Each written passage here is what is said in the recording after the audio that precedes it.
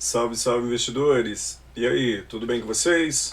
No podcast de hoje, como vocês podem ver, eu vou fazer uma análise do relatório gerencial de agosto de 2020 do Tegar 11, TGAR11, né? Um fundo de investimento imobiliário. Mas antes da gente ir para o vídeo, o recado de sempre que eu costumo dar, né? Lembre-se de nos seguir nas nossas redes sociais. Se esse conteúdo é relevante para você e pode ser relevante para alguém, lembra de compartilhar esse conteúdo e curtir, né? Dar uma curtida nesse vídeo, comentar se ficar com alguma dúvida. Beleza? Então, vamos para o vídeo. Eu vou fazer então análise sobre o Tegar 11, né? Análise do relatório gerencial de agosto de 2020. Beleza? Então, falando um pouquinho sobre o Tegar 11, antes de falar sobre o fundo, caso você tenha alguma dúvida e queira conhecer o trabalho dos caras, o Tegar 11 é um fundo que é gerido pelo time da TG Core, né, como a gente pode ver aqui, e é um time bastante bacana. As redes sociais deles, o e-mail é ri@tgcore.com.br, o Instagram deles, caso vocês queiram conhecer, Tegar11, e caso queiram conhecer o nosso Instagram, Investir do Bem, hashtag IBSA3. Investir do Bem, hashtag IBSA3. E aí você conhece também o time deles, Somos Trinos, lá no Instagram. E aí eles têm site e outras coisas. Beleza? Vejamos, primeiro qual é o objetivo do fundo, né? Nós temos, naturalmente eles vão buscar, né, a valorização de cotas e tudo mais, mas o que nós temos atualmente para o TG Core? O Tegar 11, ele é um fundo que ele tem exposição a desenvolvimento imobiliário e desenvolvimento aos CRIs, né, que são certificados de recebíveis imobiliários. E aí você pode estar se perguntando, tá, e daí? Vamos dar uma olhadinha aqui embaixo, que tem um lugar em que eles colocam aqui, se não me falha a memória, qual que é a estratégia do fundo. E aí, lendo a estratégia do fundo, vocês entendem um pouquinho qual que é a estratégia deles. Primeiro, ele é um fundo que ele tem exposição a duas coisas, né? Ele tem participação societárias, que nós chamamos de equity, e eles têm os recebíveis imobiliários. Então, a estratégia deles e é importante dizer isso, porque o Tegar 11 ele é realmente um fundo que tem uma diferenciação muito grande dos demais fundos. Então aqui eles dizem o seguinte, o TG Core, né, o Tegar 11, investe em empreendimentos localizados em municípios expostos a sólidos ciclos de crescimento econômico ligados ou a movimentos de expansão e adensamento de regiões metropolitanas, por exemplo, Trindade, Valparaíso de Goiás, então a gente já percebe que não é aquele mainstream, aquilo que a gente está acostumado, né, São Paulo, Rio de Janeiro e Minas, ou a fatores regionais específicos, com destaque para 3 regiões. Cinturão da Soja, Mato Piba, né, que daí ele vai dizer no glossário o que é a região de Mato Piba, e região que engloba o estado de Goiás, Triângulo Mineiro e o interior paulista. Então já mudou o negócio aqui. E a primeira estratégia deles, né, é na alocação em participações societárias, que são equities. E aí o que é a tal da equity? Manutenção de participações societárias predominantemente majoritárias, permitindo ao fundo implantar rígidas práticas de governança, gestão contábil e administrativa.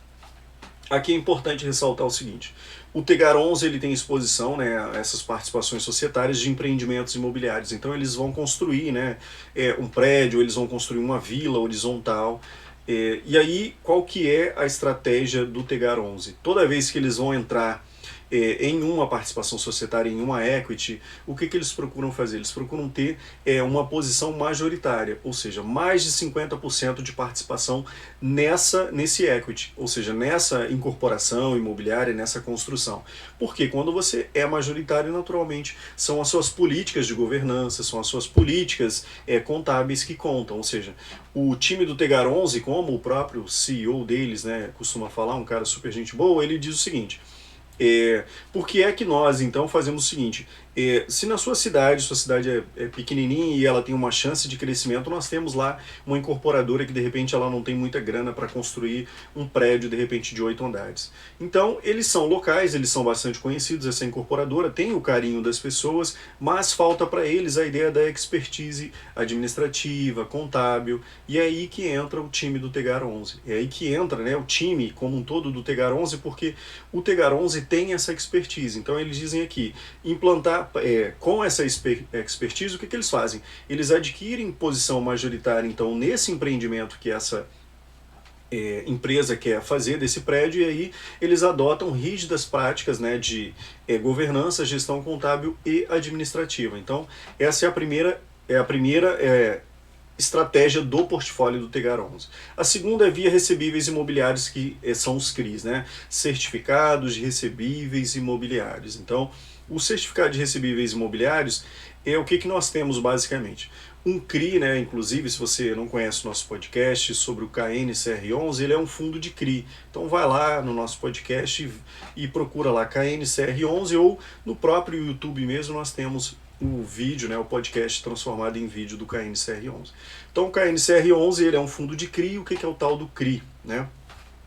CRI, certificado de recebíveis imobiliários, é quando eu quero construir de repente um prédio e eu não tenho grana para construir esse prédio, o que eu posso fazer? Eu posso converter os fluxos futuros de caixa desse prédio, porque eu vou construir o prédio, vou vender para as pessoas e as pessoas vão me pagar aluguel, ou as pessoas vão comprar aquele imóvel mês a mês. Então eu posso converter esses fluxos futuros em uma carteira de crédito. Então, se de repente eu vou construir um CRI e eu preciso de 600 milhões, e desses 600 milhões eu sei que eles vão ser convertidos em 10 anos, eles fazem lá uma conta, né, criam esse CRI, né, através de uma seguradora, e aí o CRI, né, ele é vendido ao mercado, e assim o Tegar 11 adquire esse CRI. Beleza? Então, basicamente falando, a estratégia do Tegar 11 é essa. Então, vamos dar uma olhadinha aqui na lâmina do fundo. Início do fundo, 2016, né, final de 2016, o valor de mercado atualmente 467 milhões e o patrimônio líquido 439 milhões. É importante lembrar que o Tegar 11 recentemente fez uma captação no mercado, beleza? Então ele teve nova subscrição de cotas. É o código de negociação, né, Tegar 11, TGAR 11, investidores em geral, então é um FII que é aberto para o público em geral. A administração é da Vortex e a gestão é do time da TG Core Asset. Taxa de administração, aqui nós temos uma mudança, né, com o início da pandemia, o time fez uma nova organização na cobrança da taxa de administração e da performance. Então a taxa de administração 1,5% ao ano, e a taxa de performance ela é escalonada, né? 20% do que exceder 100% do CDI e 30% do que exceder 200% do CDI. Então eles têm que bater 150% do CDI para eles cobrarem 20% de taxa de performance, e eles têm que bater em 200% acima do CDI para eles cobrarem 30% de taxa de performance. Beleza? Tudo lindo? Então vejamos aqui, nós temos o Dividend Yield, né? A Dividend Yield é a relação entre quanto eu recebi de dividendos com o preço da cota de negociação no mercado. Então eu quero saber, em relação ao preço que eu tenho, o preço que eu estou pagando pela cota, quanto que eu estou recebendo de volta por mês. Então o Dividend Yield foi, aqui nós estamos falando de fechamento de agosto, ok? 0,81%. Se eu pegar a valorização, se eu pegar o Dividend Yield mais a valorização da cota, né, ou seja, a variação da cota que teve no mês de agosto, eu terei variação da cota positiva 4,25%, então o resultado total seria de R$ 5,10%. Então teria essa valorização.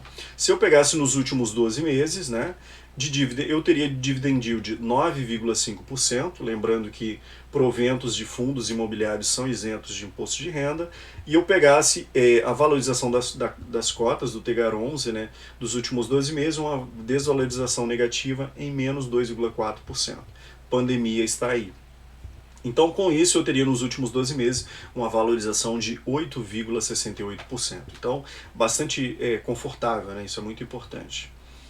Vejamos o que mais, oitava emissão de cotas, aqui o Tegar 11 ele vai falar sobre a oitava emissão de cotas, quanto foi captado, beleza? Aqui eu vou me eximir dessa questão porque isso interessa mais para o cotista que quer saber bem a posição do fundo agora, qual que é a estratégia, mas quem entrou na nova emissão já conhece a nova estratégia do fundo, né? Vejamos aqui o que nós temos. O que nós temos aqui mais? Nós temos a relação, né, como eu falei para vocês, o Tegar 11 ele tem exposição via equities, né, então ele tem diversos empreendimentos imobiliários que eles tocam. Então eles utilizam algumas relações para eles verem como é que está funcionando a adimplência, o andamento, porque eles estão tanto pegando uma obra do zero, quanto de repente entrando em um equity que já está em 70%, 80% de construção do imóvel e de repente 100% de vendas das unidades daquele imóvel. Então eles fazem algumas relações.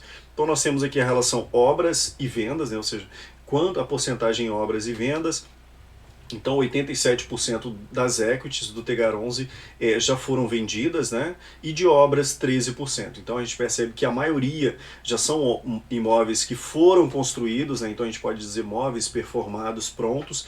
87% são imóveis prontos e 13% são imóveis que ainda estão em obras, beleza? Razão de garantia, razão de fluxo mensal 286. Então, aqui fazendo uma razão entre o que eles estão pagando e o que está entrando no caixa, 286 positivo, né, por cento positivo, e a razão de saldo devedor, 212%. Então, daquilo que eles devem, eles já têm 212% para pagar, e daquilo que eles vão receber, né, razão de fluxo mensal. Porque como que funciona aqui? Nós temos por um lado, nós temos um fluxo mensal que entra no caixa do Tegar11, e por outro lado, nós temos um fluxo de caixa que sai, né, do caixa do Tegar11. Então, razão de fluxo mensal é o que está entrando, e razão de saldo devedor é quanto eles estão devendo, beleza? Então, a gente tem razão de fluxo mensal 286% e razão de saldo devedor 212%. Então, confortável para o Tegar11, né? Vejamos o que mais, taxa de juros, né? Então a taxa média de juros acordada nos seus CRIs que eles fazem, ou no que eles estão cobrando, né, das suas equities, 12% aqui, fazendo uma média, né, entre as taxas acordadas. Aqui falando um pouquinho sobre os CRIs, né? A gente não vai conseguir ler tudo e eu não vou conseguir ler tudo aqui com vocês. Aqui nós temos os CRIs, e os CRIs eles têm algumas, quando um CRI é construído, ele tem algumas estratégias, né? E aí nós temos CRIs que têm senioridade, CRIs que são júniors, beleza? E temos CRIs de série única. Basicamente, o que nós temos? Nós temos, aqui nós temos senioridade de capital. E o que é o tal do senioridade de capital? Nós podemos pensar na terceira idade. Aquilo que nós trazemos didaticamente tentando explicar a senioridade de capital é por que nós respeitamos a terceira idade, ou é dito que nós temos que respeitar a terceira idade. Porque ele já tem mais experiência. E aí a gente pode trazer isso para os CRIs de que forma? Existem CRIs que possuem senioridade. Então um CRI sênior, ele é aquele CRI que, caso, enfim, eu estou construindo o meu prédio e a minha intenção era vender, de repente, 10 unidades do meu prédio, daquele prédio que eu estou construindo, e eu não consigo vender. E aí só que eu estruturei uma CRI para eu produzir esse prédio, eu estruturei uma CRI que ele tem prioridade sênior, eu tenho 2 CRIs. Eu divido de repente uma CRI para eu construir esse prédio, eu faço 2 CRIs, uma CRI de 250 mil e uma outra CRI que seja de repente uma CRI que seja subordinada. E aí, o que eu tenho? Caso eu não consiga vender os meus imóveis, eu começo a ter um problema de liquidez, começa a faltar dinheiro para mim. Então, quando eu tenho um CRI com senioridade, ou um CRI sênior, o que acontece? Eu vou ter prioridade primeiro no recebimento. Então, se começa a se deteriorar o cenário dos CRIs na carteira do Tegar11, ele tem aqui, como nós podemos ver, 46% dos CRIs do Tegar11, eles são seniores, ou seja, eles têm prioridade no recebimento. E aí nós temos subordinado, né, como o nome diz, ele está subordinado a algum outro CRI, 21%, e de série única, 31%. Beleza? Então, essa seria mais ou menos o que nós temos de senioridade de capital, né? Qual a prioridade de capital. Os indexadores, nós temos aqui na carteira desses CRIs 62% IGPM, e 35% IPCA e uma parcela pequena do INPC. Localização, a gente percebe que tem uma localização bastante grande, né? Só citando as maiores aqui, 38% São Paulo, 16% Bahia, 15% Goiás, que é onde está o time de gestão, né, do TG Core. E aí o fundo também, ele tem um shopping center também no seu fundo, dentro da sua carteira, que é o PMC, né, o Paraíso Mega Center. E aí eles estão falando aqui, né, o fundo ainda não está performado, né? Ou seja, o fundo ainda está naquela fase de maturação, então cumpre observar isso daí quem pretende investir ou acompanhar. Então aqui vejamos o que a gente tem. No mês passado eu fiz um podcast em que eu já tinha falado que o pessoal da TG Core, né, o time do Tegar11, eles contrataram uma empresa para poder fazer esse trabalho entre o Tegar11, que eles construíram o PMC, e trazer clientes para dentro do shopping center. Então eles contrataram. Então vejamos aqui o que nós temos aqui. Mesmo no cenário de grande adversidade com a pandemia da Covid-19, seguimos adiante na proposta de aumentar o protagonismo do PMC nesse shopping na região. Em linha com isso, iniciamos um projeto no mês de agosto, como nós falamos, Escola do Empreendedor, a fim de profissionalizar e capacitar lojistas. E aí a duração prevista é de 2 meses, né? Então, o Tegar 11 já está pensando aqui em como eles querem apresentar esse PMC para a galera, esse shopping center para a galera da região, para eles investirem no shopping, né, montarem as suas lojas, seus empreendimentos. O que eles fazem? Eles montaram essa escola, né, do empreendedor para ajudar as pessoas a entender um pouco mais como é estar em um shopping center, como vender, como atrair clientes, né? Imagino que seja um trabalho educacional nesse sentido. E aí eles falam, né, o projeto está em fase de maturação, como eu falei para vocês, então, diferentemente de HGBS 11, VISC 11, que são fundos já performados, que estão em áreas com shopping centers que já estão ali há muito tempo, o PMC foi recém-construído. Beleza? Aqui fala de algumas incorporações, nós podemos pular isso, porque o relatório do Tegar, embora ele seja muito fácil de ser entendido, ele é bastante grande, né? Então eu vou tentar não deixar esse podcast tão grande. Vejamos aqui a rentabilidade, né? E aí nós temos o yield, né, que é a linha verde. Quem está ouvindo o podcast eu vou falar naturalmente sobre isso. Ganho de capital nós temos a bolinha branca, é uma bolinha cinza, cota, o valor da cota de mercado e a distribuição. Então a gente percebe que de distribuição, né, de dividend yield, né, distribuição em reais, nós temos que o fundo estava em linha de distribuição entre setembro e fevereiro de aproximadamente ali uma média, se nós fosse fazer uma média aqui meio pedreirão, que eu vou fazer aqui bem rápida, ficaria ali em R$1 mais ou menos de média. Então ele estava distribuindo por mês R$1 por cota. Chegou o período de março, né, que todo mundo, né, teve aquela quebradeira dos fundos, e aí o Tegar 11 ele passou a adotar uma outra estratégia, distribuiu 80 centavos em média, e aí nós tivemos o mês de maio, que aí o mês de maio, o Tegar 11 ele saiu de 80 centavos e ele começou a distribuir R$1,20. Então vamos botar nessa média de R$1,20, ele começou a distribuir isso. E aí isso chamou a atenção das pessoas. A galera começou a olhar para o Tegar 11 e falou, caraca, então esse fundo está distribuindo aí, meio da pandemia, HGBS 11 não está distribuindo quase nada, VISC 11 não está distribuindo quase nada, e o Tegar 11 está distribuindo R$1 e pedrada por cota. E aí as pessoas começaram a se aguçar. E aí o Tegar 11 eles adotaram, né, algumas estratégias. A primeira foi na cobrança, né, do time de gestão, como é que seria feito. Eles fizeram uma escadinha de cobrança, como nós já vimos lá em cima, e eles pegaram uma outra coisa também, que eles começaram a distribuir isso, a relação dos CRIs, né? Antes eles recebiam as participações das equities que eles tinham e eles recebiam dos CRIs, né, o valor referente às amortizações dos CRIs e distribuíam para os seus clientes. Só que daí eles mudaram a estratégia deles, é importante que a gente saiba disso.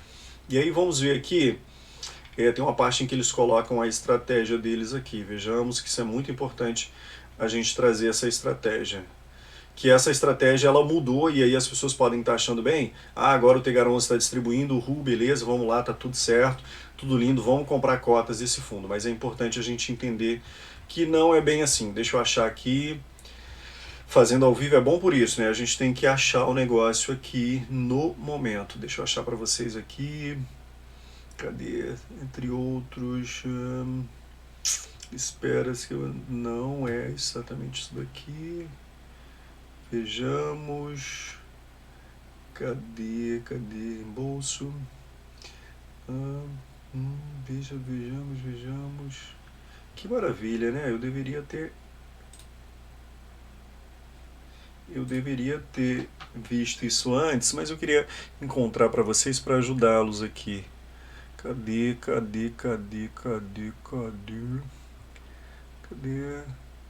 Liquidez, não é isso que eu estou procurando exatamente. Não é isso que eu estou procurando exatamente. Eles não colocam uma notinha de rodapé aqui, né? Talvez tenha, mas eu não tenho olhado, teria que abrir o relatório do mês anterior em que eles explicam isso. Mas basicamente eles mudaram a estratégia deles de repassar para os seus clientes, repassar para os cotistas, é o que eles estavam recebendo dos CRIs, né? Então eles começaram a fazer isso, lembrando que agora eles mudaram a estratégia dele. Mas como foto que nós temos aqui atualmente mês de agosto o Tegar 11 distribuiu R$1,09 por cota. O dividend yield por mês tem estado aí na casa de, vamos dar uma olhada aqui, de 0,76, fazendo uma média aqui, nós colocaríamos aí nos últimos meses 0,80% de yield, né, distribuído no mês. Nós temos ganho de capital, vejamos aqui, o ganho de capital dele, né, baseado mês a mês, então aqui nós não precisaríamos tratar disso, e a cota de mercado, né, nós tivemos aí no fechamento de agosto R$134,90. Então o fundo ele distribuiu no último mês 0,81% de yield, né? Então um ótimo yield para a gente. Vejamos aqui, nós temos uma tabela de rentabilidade. Vejamos, tabela de rentabilidade não é tão importante, a variação acumulada, vejamos, também não é tão importante. Vejamos aqui a distribuição acumulada, né? Desde o início do fundo ele já distribuiu R$ 11,77 e a relação yield por mês, né? A relação dividendos e cota do mês 0,81, perdão. E aí nós percebemos o valor de mercado do fundo, né? Ele foi aumentando de setembro de 2019, e chegamos em agosto com o valor de mercado de 467 milhões de reais. O fundo tem uma ótima liquidez, né? Com presença em 100% dos pregões. Vejamos o que nós temos aqui.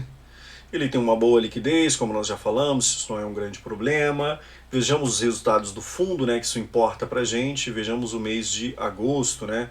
O fundo recebeu R$ 4.450.000, dado que desse valor total, R$ 1.740.000 veio da carteira de CRIs que o fundo tem, 63 mil veio de recebíveis de loteamentos, né, que eles também trabalham na área de loteamentos, e R$ 2.427.000 veio das equities, né, que nós conversamos sobre isso. Então, a maioria da receita veio disso. E eles também têm aplicação em fundos de renda fixa, né? O caixa deles estão aplicados em fundos de renda fixa, 65 mil, e aí teve um reembolso aqui de algum imóvel, de alguma coisa que eles têm na carteira de 153 mil.